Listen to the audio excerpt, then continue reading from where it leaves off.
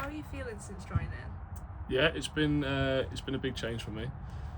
Spent a lot of time at Kidderminster, and yeah, it's been, obviously we started today properly, but we was in on Friday, so it was a good chance to meet the group and get used to the surroundings. And what made Barrow the right place for you in your career now? I think obviously working with the manager before and being successful with him, that was a big pull. Obviously it's a good club and it's had a good career, a good history, in the EFL, and obviously it's a place where they want to get back to. So it was definitely appetising to try and get back in there. Yeah, and what has the transition been like between playing and now being a coach? So I coached alongside my playing days the entire time, and yeah, it felt like the natural progression to sort of move on in a different surrounding and try and push myself again. A bit like I say, I've been at Kidderminster for a long time, and I was in at West Brom last year, and that was a different sort of development stage for me. But it's it's been smooth, but purely through hours and hours of doing coaching. So yeah, it's been good. It's been a good transition. And last season, it was a very successful season for you. What was that like? How would you describe that? A whirlwind. The usual up and downs that the season would have.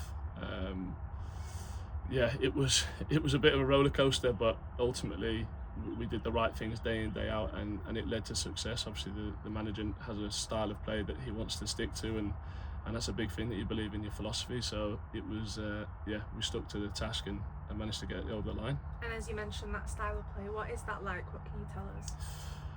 Front foot, wants to be really aggressive, wants to be physical, wants to dominate in both boxes, wants to score goals and be exciting. I think safety is not the word I would use to describe the manager. So hopefully exciting football and winning football ultimately.